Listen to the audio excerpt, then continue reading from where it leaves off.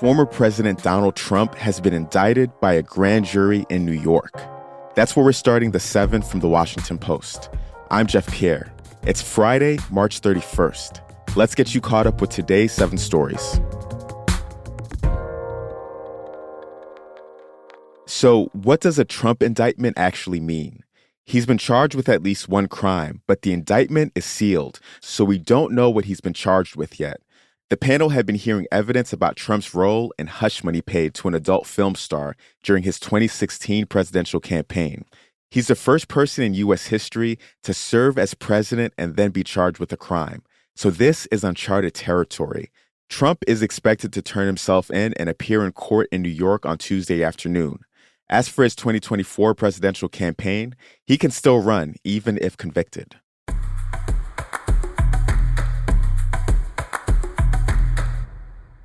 Number 2, Finland took a big step toward joining the NATO military alliance.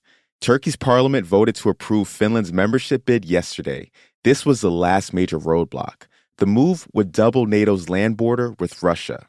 In other news from Russia, an American journalist was arrested on Wednesday. Russia accused Wall Street Journal reporter Evan Gershkovich of spying. The White House called those charges ridiculous.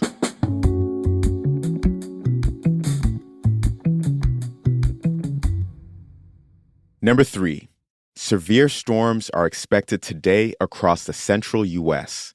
The forecast is for thunderstorms, destructive winds, and the potential for strong tornadoes. The risk area stretches from Mississippi to Wisconsin, including some of the same areas hit by last Friday's deadly tornadoes. The risk is especially high for parts of Tennessee, Arkansas, Iowa, and Illinois.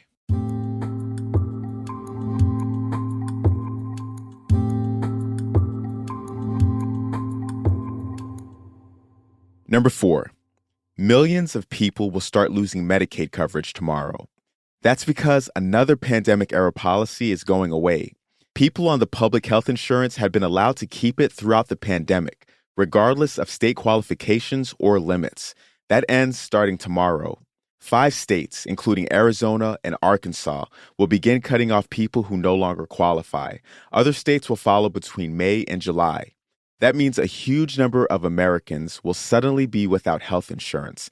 There will be a lot of other variables that can play out too, and experts expect a messy transition. An estimated 6.8 million people who still qualify could mistakenly lose their benefits.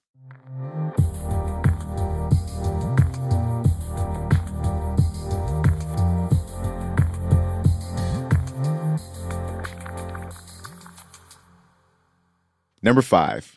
A jury ruled that Gwyneth Paltrow wasn't to blame for a ski collision in 2016.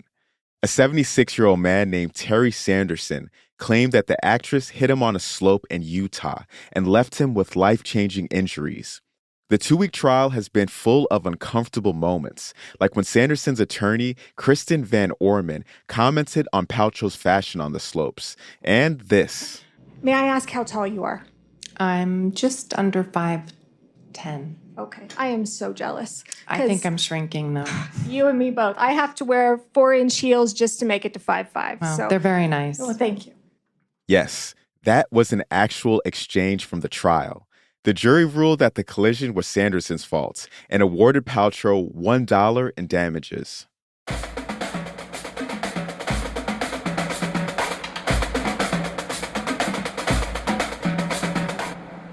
Number 6. March Madness is almost over.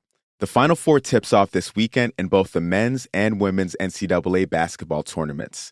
Tonight, on the women's side, Virginia Tech takes on LSU at 7 p.m. Eastern, followed by South Carolina and Iowa at 9 p.m. Both games are on ESPN. The winners advance to Sunday's championship game. On the men's side, we have a flea market Final Four, as one of our reporters, Chuck Culpepper, put it. San Diego State plays Florida Atlantic on Saturday at 6:09 p.m., followed by Connecticut and Miami. Both games are on CBS. The championship game is on Monday.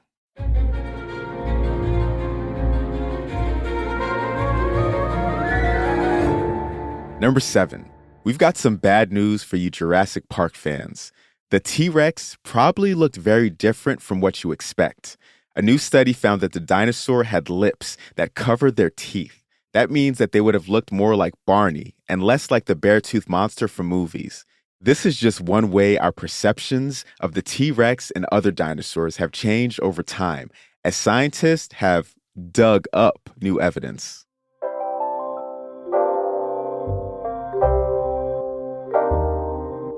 That's the show for this week. If you're looking for a way to keep up with the news this weekend, a subscription to The Washington Post is a great way to do that. Just go to washingtonpost.com/subscribe. The Seven Crew is assistant producer Taylor White. The staff writers are Tess Homan and Jamie Ross. John Taylor is our editor. Additional editing support from Christina Quinn. Copy editing is by Francis Moody and Melissa No. Our engineers are Jim Briggs and Justin Garish. The seventh theme is by Edith Mudge. I'm Jeff Pierre. Have a great weekend, and let's do this again on Monday.